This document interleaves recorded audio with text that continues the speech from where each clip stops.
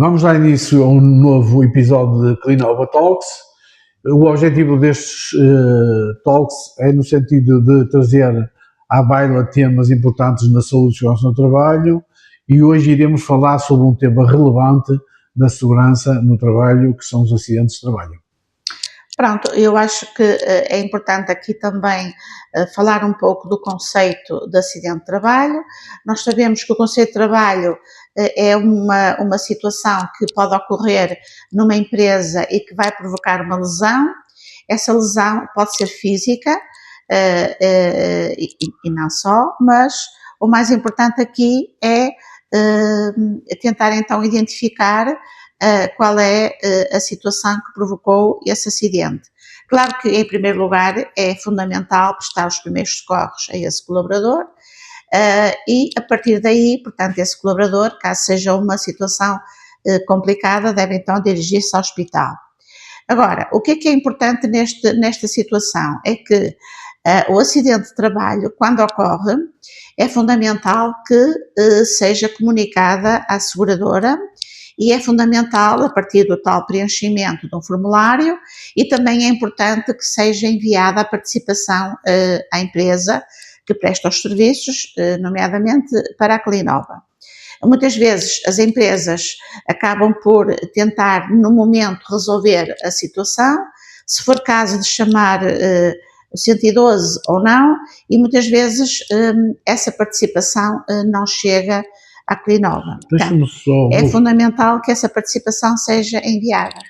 Queria voltar um bocadinho ao início para definir o acidente de trabalho. O acidente de trabalho é quando a pessoa ocorre um acidente, seja no local de trabalho, ou seja, tem que ser, pressupõe que a pessoa está a trabalhar, mas não só. O acidente pode ocorrer no local de trabalho, pode ocorrer em itinerário, ou pode ocorrer, por exemplo, quando a empresa diz ao trabalhador, tens que ir fazer formação a uma entidade externa. Se o trabalhador estiver, apesar de estar fora das instalações da empresa, se estiver ao serviço da empresa, e essa lesão, esse acidente que ocorra, é acidente de trabalho. E agora, que é cada vez mais comum, é o trabalho remoto. A pessoa está em casa, está a fazer um trabalho remoto, ou pode estar noutro local qualquer, e esse trabalho remoto também pressupõe que a pessoa está em exercício das suas funções, mas está no exercício das suas funções tem que definir, já é acidente de trabalho. Uma coisa que eu aprendi com a experiência, infelizmente a experiência de acidentes é muito frequente ou muito comum, o acidente pode ocorrer, quando é que é um acidente de trabalho? O acidente de trabalho é quando o trabalhador está nas suas funções, mas quando se desloca de casa para o trabalho ou do trabalho para casa. Há aqui algumas nuances nesta dialética, ou seja, se o trabalhador está na empresa e desloca-se para casa, mas por acaso tem que ir ao centro comercial, ao shopping ou fazer umas compras e depois desloca-se para casa, se não for uma deslocação direta, já deixa de ser acidente de trabalho. Portanto, acidente de trabalho é quando o acidente ocorre uma deslocação direta do trabalho para casa. Se entretanto houver uma intercorrência, imaginemos que ele para num sítio qualquer e depois vai para casa, já deixa de ser acidente de trabalho. E na parte anterior ou antes também acontece a mesma coisa. Se a pessoa se desloca de casa para o trabalho, é acidente de trabalho. Mas o deslocar de casa para o trabalho é após a porta de casa, saindo da porta de casa, se tiver um jardim, a porta do exterior ou da coisa, só a partir daí é acidente de trabalho. Nós no outro dia tivemos um acidente de trabalho numa empresa em que o trabalhador, ao rodar a maçaneta da porta do exterior para sair, magoou-se e como estava no interior de casa, apesar de estar no ato de saída, já não foi considerado acidente de trabalho. E as companhias de seguro, mérito ou desmérito delas, muitas vezes descaracterizam com facilidade acidentes de trabalho. Portanto, é preciso ter muito cuidado na participação dos acidentes de trabalho. Portanto, temos os acidentes de trabalho em itinerário, ou itinerary, ou temos acidentes no local de trabalho, e tem acidentes de trabalho quando o trabalhador está a executar funções externas às empresas, mas ao serviço da empresa. Muitas das nossas empresas contratam, por exemplo, serviços de eletricista, que têm os eletricistas ou outros manobradores que têm serviços externos ao serviço da empresa, não estão na sua empresa, mas estão ao serviço da empresa. Uhum. Portanto, sim. É importante considerar isso. Depois desse acidente de trabalho, vai causar abstenção ao trabalho, redução da produtividade, por isso é que o acidente de trabalho é altamente importante para as empresas. Pronto, obrigada por esse esclarecimento, mas também eu gostaria então de voltar um bocadinho àquilo que eu estava a dizer, e estava a dizer que as empresas muitas vezes se esquecem de enviar a comunicação ou participação à Colinova para realizar o acidente de trabalho. E é muito importante que no próprio dia essa comunicação, essa participação chegue. Porquê? Porque é fundamental aqui verificar se o acidente é grave ou não é grave. E já agora vou também falar-vos porque, pronto, a responsável pelos recursos humanos que normalmente preenche esse formulário acaba por colocar lá o motivo e qual é a consequência de uma situação que nós não podemos provar. Por exemplo, quando às vezes alguém preenche esse formulário e coloca lá que a pessoa teve uma fratura, isso não deve ser colocado. Porquê? Porque o colocar lá uma fratura só é possível após a verificação, através de um raio-x, etc., após já na unidade hospitalar, ou seja, na empresa não é possível colocar essa situação.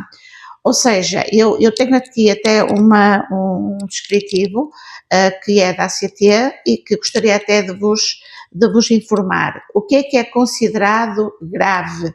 Acidente, lesão física grave. Qualquer fratura, à exceção dos dedos da mão e do pé, é considerado grave. Por exemplo, a amputação de um braço, dedos, perna, pé, perda temporária ou perda da visão, também é considerado um acidente grave. Por exemplo, qualquer queimadura, por exemplo, que atinge mais de 10% do corpo, por exemplo... Para avaliar estes 10%, muitas vezes a saúde é importante porque nós temos tabelas em que conseguimos, com um body chart, um aspecto de uma pessoa, conseguimos detectar, por exemplo, se um braço vale 5%, se uma perna vale 10%, vale 8%, nós conseguimos detectar qual é a percentagem da área queimada. E com essa área queimada conseguimos definir se o acidente foi considerado grave ou não grave, porque como existe uma tabela, 10% ou mais é grave, 10% ou menos não é considerado grave, nós com estes body charts conseguimos determinar a gravidade ou não e aí já temos ou não de comunicar ao ACT. Pronto, qualquer grau, por exemplo, algum problema a nível do couro cabeludo, por exemplo, perda da consciência com problemas a nível das asfixias ou, por exemplo, hipotermias, etc. Portanto, tudo isto são casos de lesão física grave. O que eu gostaria de vos reforçar é que quando tiverem que preencher o formulário relativo ao acidente de trabalho, devem ter o máximo de cuidado e não colocar lá aquilo que as pessoas acham que aconteceu, acha que partiu uma perna, acha que partiu um braço, acha que partiu o pulso. Não podemos dizer isso, nós não achamos nada. Portanto, só na unidade hospitalar é que é comprovado se realmente houve fratura ou não. Pronto, a partir do momento em que, se o acidente é grave, sabem que têm 24 horas para comunicar à autoridade ao ACT. Portanto, isto é muito importante. Então, essas 24 horas são fundamentais. Portanto, a pessoa responsável pelos serviços de saúde e segurança na empresa deve fazer de imediato essa avaliação e, se for uma situação grave, deve então comunicar no prazo de 24 horas. Portanto, qualquer acidente devem comunicar, se for grave, à autoridade. Sim, há situações em que não deixa dúvidas. Por exemplo, uma amputação de um braço e de uma perna não deixa dúvidas, não é?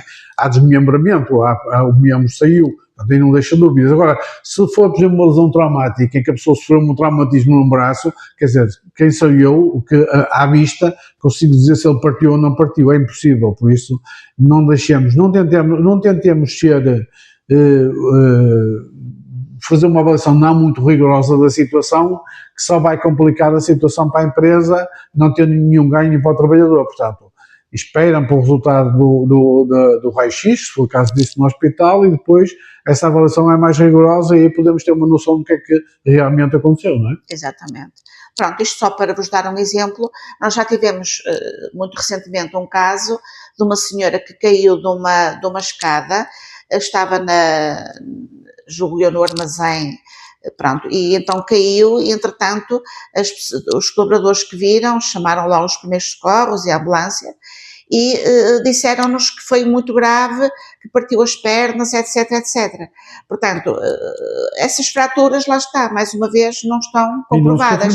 E não se confirmaram, porque nesse mesmo dia à tarde, a senhora até já teve alta. Portanto, por isso é que eu digo, não se deve colocar lá nada disso, lesões superficiais, lesões, mas a partir daí, só com o comprovativo médico é que podem realmente colocar fratura. Pronto, relativamente aos acidentes de trabalho, pronto, nós felizmente na Clinova temos muito poucos, não são? Sim, sim. São residuais. A grande maioria dos acidentes são basicamente por motivos de imprudência, falta de concentração ou falta de atenção, ou muitas vezes a falta de utilização dos equipamentos de proteção individual. Os equipamentos muitas vezes estão disponíveis, a empresa disponibiliza os equipamentos para os trabalhadores e eles até assinam um documento, no entanto acabam muitas vezes por facilitar, porque enfim, já fazem isso há muitos anos e não vale a pena, por 5 ou 10 minutos não vale a pena colocar ou que sejam os óculos, ou que seja a luva de malha de aço, ou que sejam outros equipamentos e muitas vezes o acidente acontece.